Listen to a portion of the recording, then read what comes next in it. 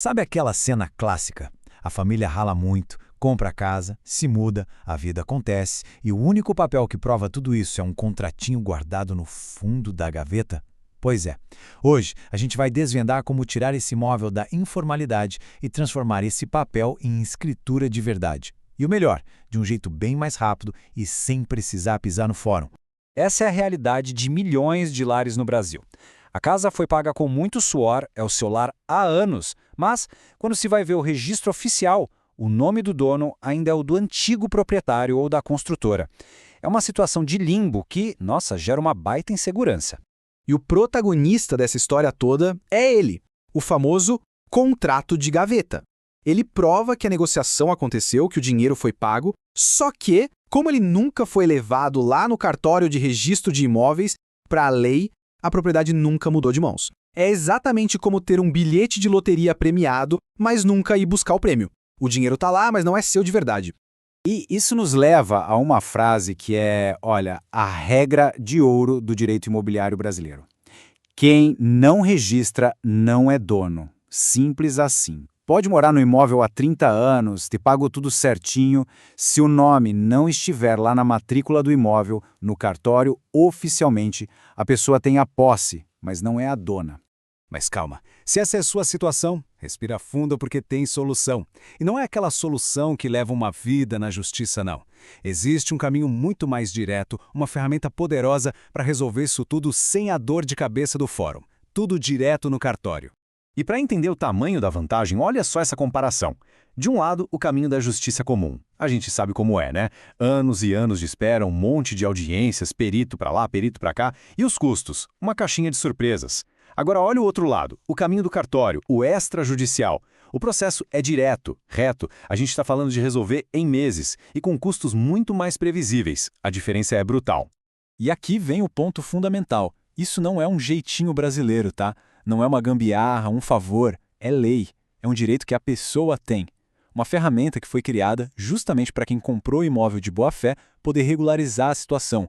Não é pedir, é exercer um direito que está lá na legislação. Beleza, mas na prática, como é que se faz para usar esse caminho mais rápido? O processo todo se apoia em duas condições, duas chaves, digamos assim, que abrem essa porta da regularização no cartório. Vamos entender agora cada uma delas. São basicamente estas duas coisas. Primeiro, ter o que a lei chama de justo título. E segundo, conseguir comprovar 10 anos de uma posse com animus domini.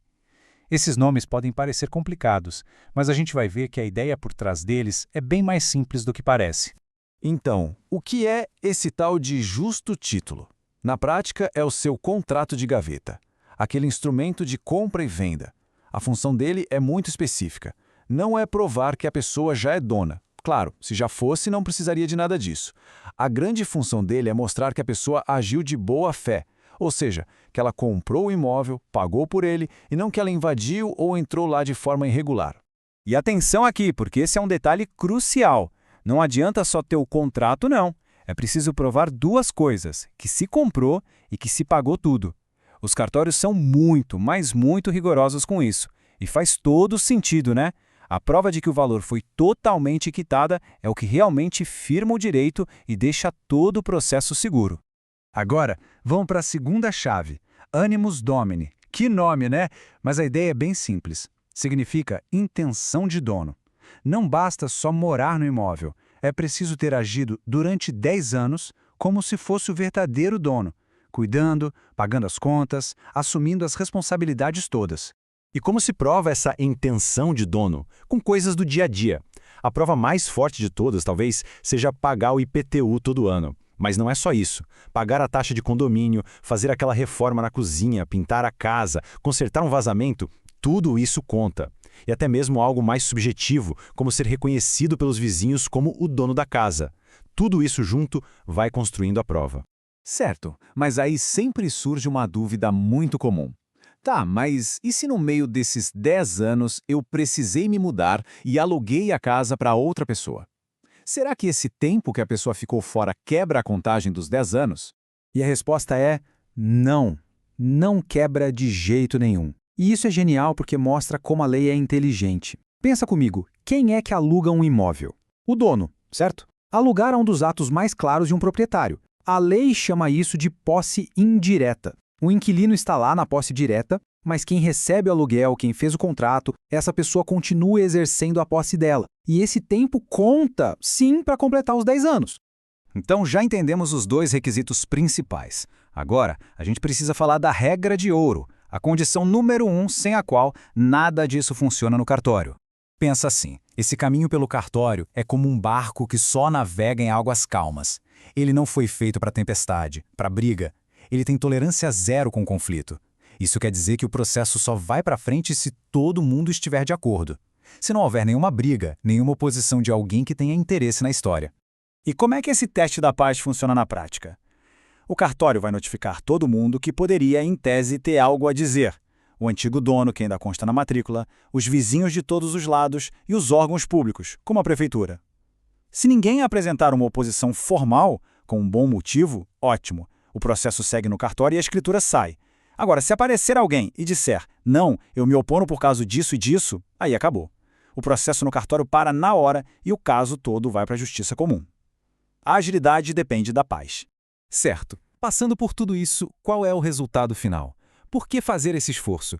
A gente vai ver agora que regularizar o imóvel é muito, mas muito mais do que só ter paz de espírito para dormir à noite. É sobre transformar o que os economistas chamam de capital morto em riqueza de verdade. Pensa num imóvel sem escritura. Ele existe, uma família mora lá, ele tem valor. Mas para o mercado, para os bancos, ele é quase um fantasma. O valor dele está ali, mas está trancado, congelado. É um capital que não circula. No momento em que a escritura sai, esse valor é destravado. O imóvel passa a poder ser usado como garantia num banco para pegar um empréstimo, de repente para abrir um negócio. Ele pode ser vendido pelo seu preço justo, o valor cheio de mercado, sem aquele desconto enorme que um imóvel irregular sempre tem. E para deixar de herança? Nossa, evita uma burocracia e uma dor de cabeça gigantescas para os filhos. No fim, a segurança do papel vira poder econômico. E isso tudo leva a gente a pensar, né? Com tantos milhões de imóveis nessa situação de contrato de gaveta pelo Brasil, será que o maior obstáculo é a complexidade da lei? Ou será que o grande problema é simplesmente a falta de informação? Fica aí a pergunta para a gente refletir. Quantas famílias poderiam começar a tirar o celular da gaveta, talvez ainda nesta semana, só por descobrirem que existe sim um caminho mais rápido e acessível para isso?